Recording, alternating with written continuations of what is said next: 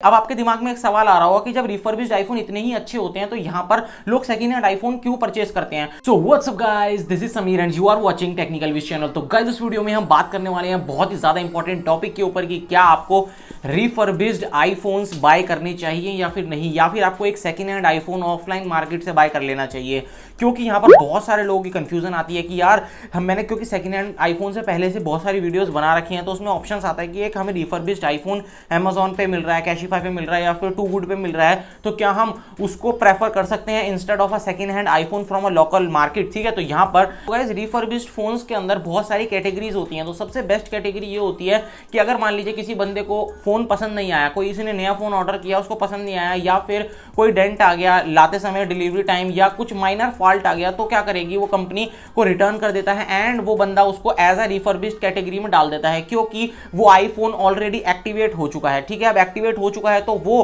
Phone की warranty already start हो चुकी है तो वो उसको नया कह के नहीं सेल कर सकता। तो ये है रिफर्बिश्ड आईफोन का best case scenario. Middle case scenario ये होता है कि मान लीजिए किसी बंदे ने आईफोन मंगाया एंड उसको 6 महीने तक यूज किया एंड उस आईफोन को 6 महीने तक यूज करने के बाद वो किसी कैशिफाई स्टोर पे गया या फिर उन्होंने फ्लिपकार्ट से कोई फोन और दूसरा ऑर्डर किया in exchange of old phone, क्योंकि आपको पता है कि एक्सचेंज फोन भी चलते हैं। ठीक है, एंड यहां पर वो फोन 6 महीने ऑलरेडी यूज था तो उसकी फ्लिपकार्ट ने कुछ जो भी कीमत लगाई होगी, लाइक अगर आईफोन 13 50,000 का आ रहा है तो होपफुली 50,000 का है, तो फ्लिपकार्ट ने 6 मंथ ओल्ड के फोन के 30,000 या 25,000 दे दिए होंगे उस बंदे को, तो उसने 25,000 में एक्सचेंज करा लिया। अब वो जो 6 मंथ ओल्ड फोन है तो उसको वो नया तो नहीं है लेकिन वो अंडर वारंटी है। अब यहां पर फ्लिपकार्ट उस फोन को एज अ रिफर्बिश्ड या Amazon उसको रिफर्बिश्ड कह के सेल कर सकता है। उसी तरीके से कैशिफाई भी उस फोन को रिफर्बिश्ड कह के सेल कर सकता है कि ये फोन रिफर्बिश्ड है, मतलब कि ये नया नहीं है लेकिन नए जैसा है, ये आप कह सकते हैं क्योंकि ये अंडर वारंटी है एंड ये हम सर्टिफाइड कर रहे हैं। अब इसी का थर्ड पॉइंट आता है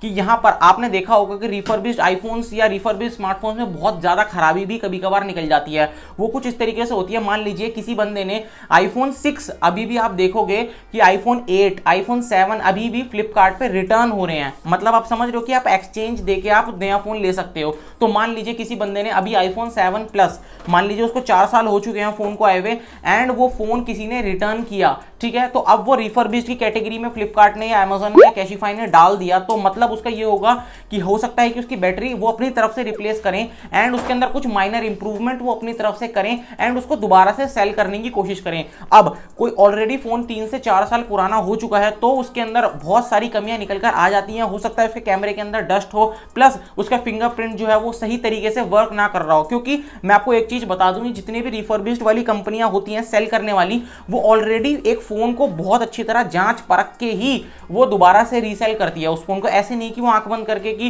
बिल्कुल स्क्रीन टूटी हुई है या वो फिंगरप्रिंट नहीं चल रहा है या फेस आईडी नहीं चल रही और वो आपको सेल करने की कोशिश करेंगे, ऐसा नहीं होता। वो अपनी तरफ से पूरा बेस्ट देने की कोशिश करनी है, लेकिन ये इलेक्ट्रॉनिक गैजेट्स हैं तो उसके अंदर बहुत सारी खराबियां आ जाती हैं। तो ये 3 कैटेगरियां होती है रिफर्बिश्ड आईफोन की। अब बहुत सारे लोग बोलेंगे कि भाई रिफर्बिश्ड आईफोन भी सेकंड हैंड है एक तरीके से, एंड सेकंड हैंड तो सेकंड हैंड है ही, तो दोनों में क्या फर्क है भाई, क्योंकि हम सेकंड हैंड ना लेने जाके अब रिफर्बिश्ड जो बंदे सेल करते हैं, जो कंपनियां सेल करती हैं, वो एक तरीके से ऑथराइज्ड कंपनियां होती हैं। एग्जांपल के तौर पे कैशिफाई, टू गुड फ्लिपकार्ट की तरफ से एंड Amazon की तरफ से तो ऑलरेडी वो अपने स्टोर पे सेल करते ही हैं। तो ये सब अपने एंड पे वेरीफाइड प्रोडक्ट सेल करने की कोशिश करते हैं जो कि खुद इन्होंने जांचे परखे होते हैं। ठीक है, वहीं आप सेकंड हैंड आईफोन किसी लोकल मार्केट में जाने की कोशिश करेंगे, परचेस करने की कोशिश करेंगे, तो हो सकता है वो आपको वेरीफाइड प्रोडक्ट ना बेचे या हो सकता है वो आपको कुछ चीजें छुपाए आपसे। ठीक, अब आपके दिमाग में एक सवाल आ रहा होगा कि जब रिफर्बिश्ड आईफोन इतने ही अच्छे होते हैं तो यहां पर लोग सेकंड हैंड आईफोन क्यों परचेस करते हैं। तो एक मैं आपको चीज बता दूं, आप जब सेकंड हैंड आईफोन परचेस करते हैं तो वो हमेशा ऑफलाइन मार्केट में परचेस करते हैं एंड वो आप अपनी तरफ से जांच के परख के एंड आप पैसे उसको जब ही देंगे जब आप फुल्ली सेटिस्फाइड होंगे। इंस्टेड ऑफ रिफर्बिश्ड फोन, उसमें क्या होता है कि आपको पहले पैसे देने पड़ते हैं फिर फोन मिलता है एंड पैसे आपके अटक जाते हैं उस टाइम पीरियड के लिए। अगर वो कंपनी अच्छी है तो आपको बोलेगी कि आप 7 दिन यूज करिए, उसके बाद आप रिटर्न भी कर सकते हैं, but most of the cases में रिफर्बिश्ड आईफोन को आप रिटर्न नहीं कर सकते, ओनली उनकी वारंटी यूज कर सकते हैं। लाइक अगर एक कंपनी ने 3 मंथ की वारंटी दी है तो वो बोलेगी रिटर्न नहीं है, लेकिन आप हाँ वारंटी में अगर कोई दिक्कत आ गई है 3 महीने के अंदर या 15 दिन के अंदर या 6 महीने के अंदर तो आप हमसे ठीक करा सकते हैं। तो वहां पर आपके पैसे अटक सकते हैं अगर आप उससे सेटिस्फाइड नहीं है तो रिफर्बिश्ड फोन में। एंड वहीं सेकेंड हैंड आईफोन में आप पूरी तरह जांच परख के, मैंने ऑलरेडी वीडियो बना रखी है, यहां पर आ रही होगी, आप जरूर चेक कर सकते हैं भाई किस तरीके से फेस आईडी है, किस तरीके से कैमरा है, क्या कैमरे के अंदर डस्ट तो नहीं है, स्पीकर क्वालिटी कैसी है, माइक में आवाज आ रही है, ग्रेविटी सेंसर ये भाई ऐसे पोर्ट्रेट मोड और लैंडस्केप मोड में सही चल रहा है फोन या नहीं चल रहा है, प्लस फेस आईडी चल रही है, डिस्प्ले क्वालिटी कैसी है, ओरिजिनल है, लोकल है, ये आप अपनी फील करके ले सकते हैं सेकेंड हैंड मार्केट में। इसीलिए इंडिया के अंदर आज भी सेकेंड हैंड आईफोन की मार्केट बहुत बड़ी है इंस्टेड ऑफ रिफर्बिश्ड आईफोन। तो मेरा अगर सजेशन ये रहेगा कि अगर आप सेकेंड हैंड आईफोन खरीदने की कोशिश कर रहे हैं, पहली प्रेफरेंस मैं आपको दूंगा कि अगर आपको आईफोन अंडर वारंटी मिल रहा है, लाइक अगर वो अंडर वारंटी रिफर्बिश्ड है या अंडर वारंटी सेकंड हैंड है, तो आप उसको ले सकते हैं, क्योंकि under warranty most of the cases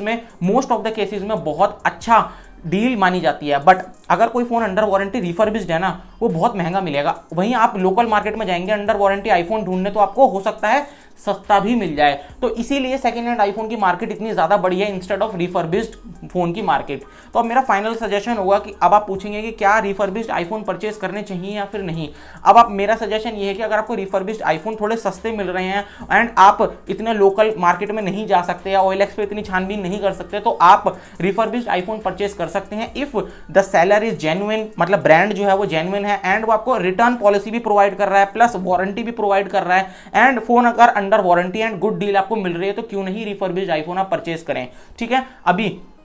क्या क्या चीजें चेक करनी चाहिए सेकेंड हैंड आईफोन या रिफर्बिश्ड आईफोन के अंदर, वो मैं वीडियो बना रखी है, आप जरूर चेकआउट कर लेना। तो अगर आपको वीडियो अच्छी लगी है तो भाई प्लीज लाइक करना and see you soon in next video.